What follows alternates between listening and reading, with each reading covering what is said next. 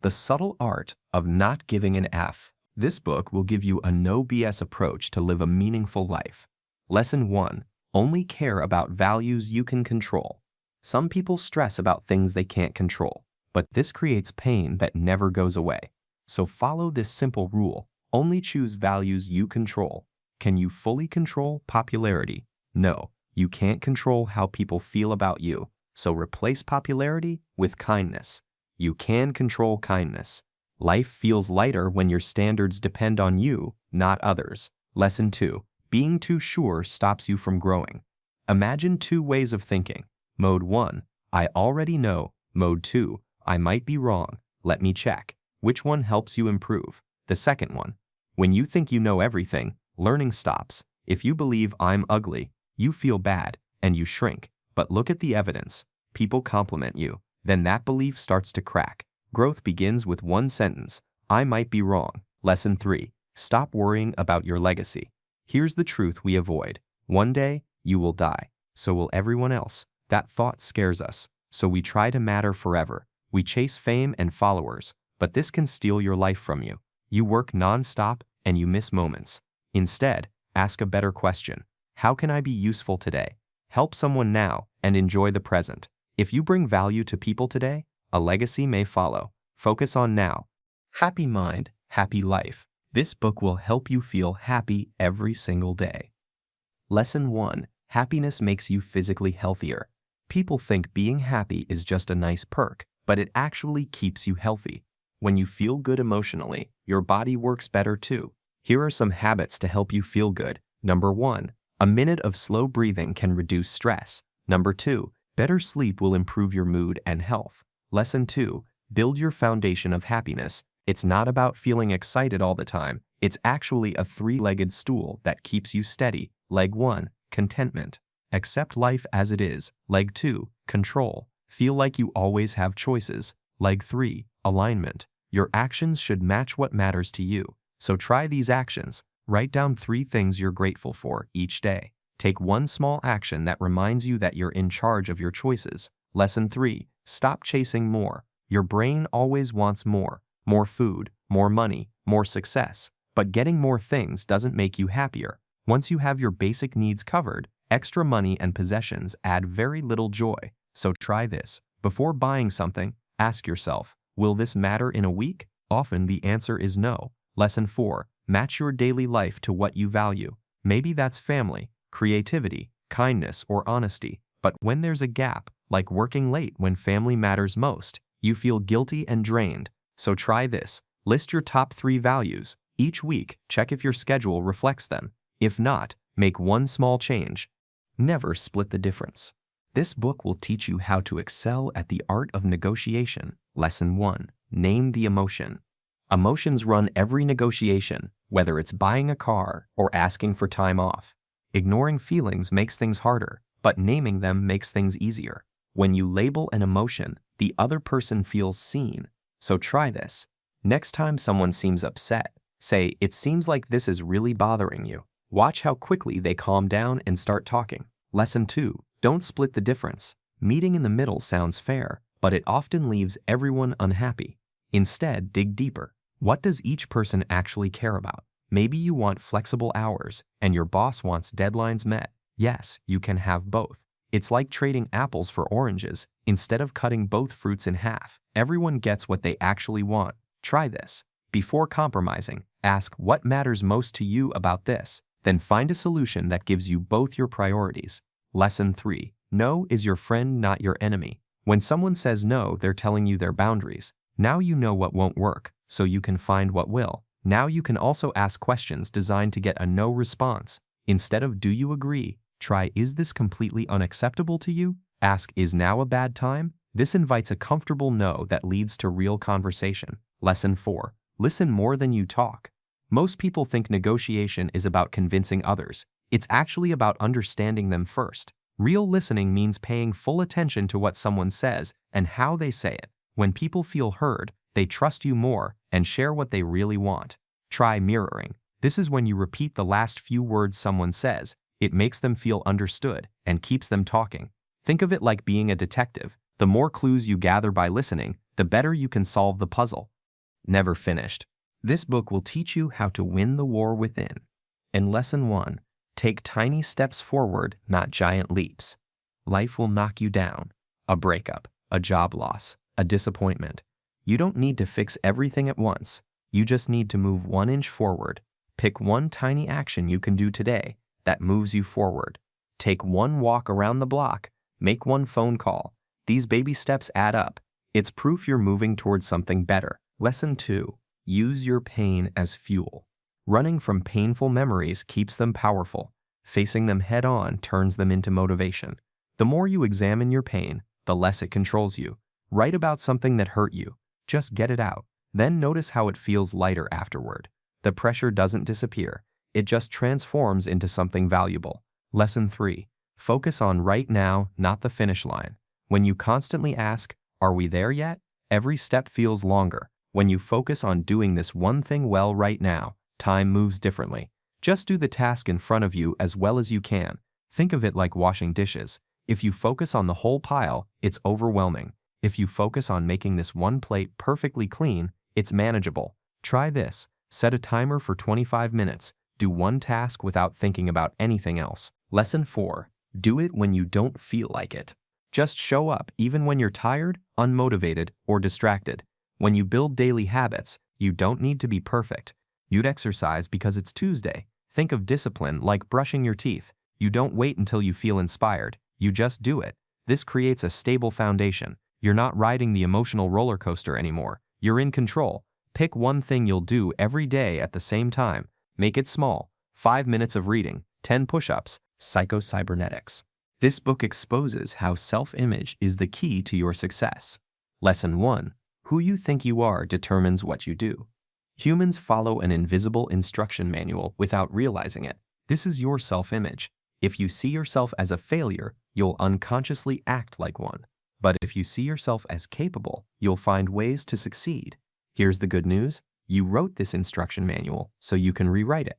Try this.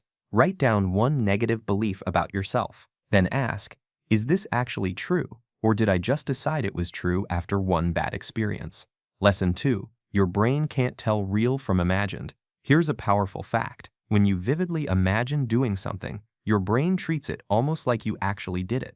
This is like athletes mentally rehearsing their performances and improving results. Try this. Before a difficult conversation, imagine it going well. Your brain builds the neural pathways as if it already happened. Every night, spend 5 minutes before bed imagining yourself successfully doing something that scares you. See it, feel it, hear it. Lesson 3. Happiness lives in today, not tomorrow.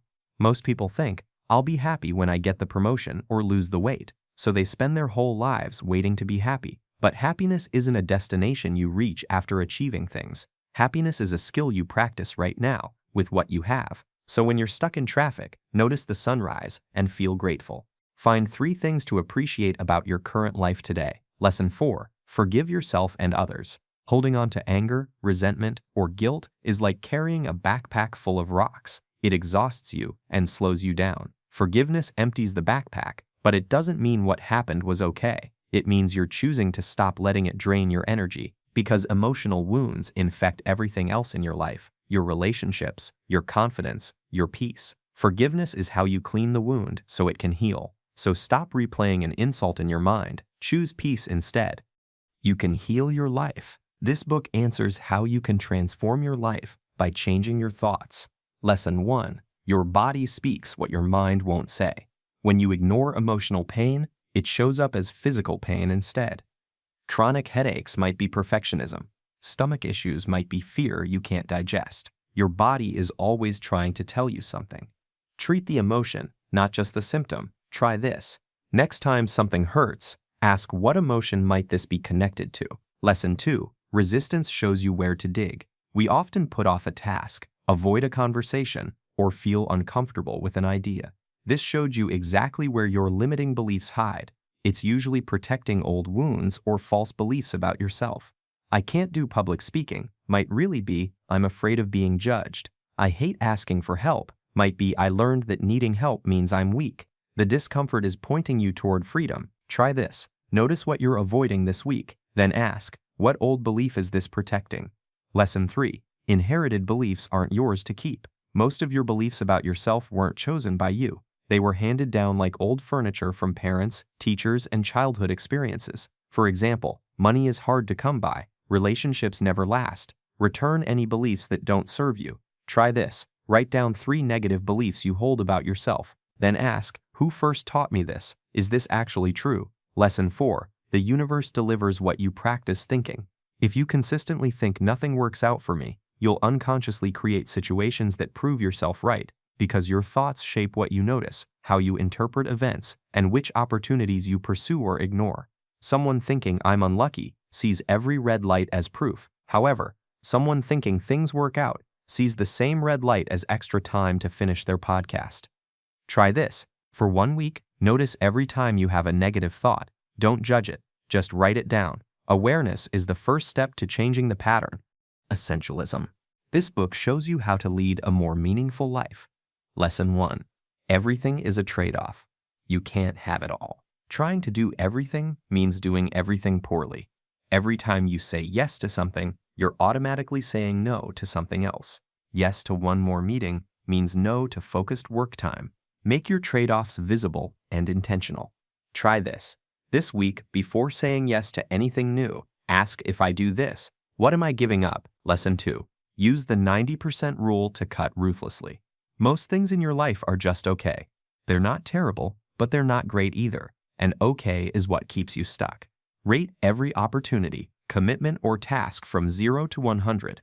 If it's not a 90 or above, it's a no. It's like cleaning your closet. You don't just throw out the ugly clothes, you throw out everything that isn't your favorite. Lesson 3. Don't fall for sunk costs. People stay in failing relationships because we've been together 5 years. This is the sunk cost trap. You can't get back the time, money, or energy you already spent. Continuing just because you've invested doesn't make it a better investment, it makes it worse. Smart people cut their losses early, they admit mistakes fast, and redirect energy to something better. Try this. Give yourself permission to quit one thing this week. Lesson 4. Create empty space to think clearly. Your calendar is probably packed. Meetings, tasks, errands, obligations. When do you actually think? Most people never stop to ask the big questions. Am I doing what matters? What should I focus on? It's like driving without ever pulling over to check the map. You might be going fast, but you could be headed the wrong way. Try this. Block out 2 hours this week with nothing scheduled, just thinking time. Sit with a notebook and ask, what really matters right now? Ego is the enemy. This book gives you powerful lessons on ego. Lesson 1. The constant battle against ego. We are always in one of 3 phases in life: aspire, success, or failure. In the aspire stage, it makes us think we don't need to work hard. In the success stage, it masks our weaknesses. And in the failure stage, it blames others for our setbacks. Understand your limitations. It allows you to grow and succeed without falling prey to arrogance. Lesson 2. Aspire with humility. Sometimes we believe that talent alone is enough. This mindset obstructs progress and prevents mastery. Becoming exceptional requires work, not just dreaming of greatness. Some students skip studying because they feel intelligent. A lot of the time they fail their exams. Lesson 3. Become a doer, not a talker. Ego thrives on talk because it gives the illusion of progress when none has actually been made. Success isn't just achieving your dream, it's the continuous process of working toward it. Marathon runners train consistently, even when they're far from race day. So enjoy the process of working, because the journey itself is the reward. Lesson 4. Be a lifelong learner. Ego makes us believe we already know enough. To grow, you need to maintain the mindset of a student. Steve Jobs kept learning even after the early Apple computers, eventually creating the iPhone. Success doesn't mean the end of learning. It's when learning becomes even more critical. Anti-fragile. This book teaches you how to strengthen yourself for life's stressors. Lesson 1. Some things get stronger from damage. Most things break under stress. A glass shatters, a machine wears out. But some things do the opposite. They actually improve when stressed. Your muscles grow stronger when you tear them lifting weights. Most people spend their lives trying to avoid all stress and protect everything from damage. They're missing the opportunity to become stronger through controlled exposure to difficulty. Try this. Find one area of your life where you've been avoiding all discomfort. Introduce a small, manageable stressor regularly. Lesson 2. Don't avoid small problems. Small failures are like pressure release valves. They expose problems while they're still manageable. If you remove them, pressure builds until the whole system explodes. It's like never letting your kid experience any disappointment. When real hardship finally arrives, they have no skills to handle it. Try this. Identify one area where you are playing it too safe and avoiding all small risks. Consider allowing controlled small failures to happen. Lesson 3. Split your bets between extreme safety and extreme risk. Most people put everything in the middle. Medium risk, medium reward. This feels balanced, but it's actually dangerous. The smarter strategy is put 90% of your resources in extremely safe places. Then put 10% in wild, high-risk bets. This is called the barbell strategy. The safe 90% protects you when things go wrong. The risky 10% gives you chances for massive wins. Try this. Look at how you allocate your time, money, or energy. Are you stuck in the medium risk middle? Shift to 90% safety and 10% wild experiments. Lesson 4. Trial and error beats expert planning. History's biggest breakthroughs came from people messing around. The submarine wasn't invented by naval academies. It was built by a priest tinkering in his spare time. It's like learning to ride a bike. No amount of studying physics will teach you. You have to fall down repeatedly until your body figures it out. Try this. Pick one project where you've been overthinking. Stop planning. Try something small, see what breaks, then adjust, and try again. The Happiness Trap. This book teaches you how to navigate life's inevitable challenges. Lesson 1. Chasing happiness creates unhappiness. The more desperately you try to be happy, the more miserable you become. This is the happiness trap. When you eat chocolate to avoid feeling sad, you feel better for 5 minutes. Then you feel worse, sad, and guilty. So you eat more chocolate. The cycle deepens. When you refuse to feel anxiety, it controls your entire life. The solution isn't to pursue happiness harder, it's to stop running from unhappiness. Accept that discomfort is part of being human, then do what matters anyway. Just sit with the feeling for 5 minutes. Notice it doesn't actually destroy you. Lesson 2. Your thoughts are just noise. Your brain produces thousands of thoughts daily. Most are useless, many are wrong, and some are actively harmful. The thoughts aren't the problem, it's believing them. Before a presentation, your mind says you'll fail. That's not a fact. It's just noise your brain generated because it's trying to protect you from embarrassment. Try this. Catch one negative thought today. Notice how silly it sounds. Lesson 3. Don't fight your feelings. Emotions are just physical sensations in your body. A knot in your stomach, a racing heart. Your brain labels these as anxiety or sadness, but they're really just sensations. When you fight these feelings, trying to push them away or distract yourself, they grow stronger. Before a difficult conversation, your hands shake. Instead of thinking, my nerves will ruin this, just observe, my hands are shaking. Simply notice feelings without judgment. They pass on their own. Lesson 4. Progress happens while you're still uncomfortable. You don't need to feel ready, confident, or comfortable to take action. Waiting for those feelings is a trap that keeps you stuck forever. You can feel terrified and still make the phone call. People who achieve things aren't fearless, they just act despite the fear.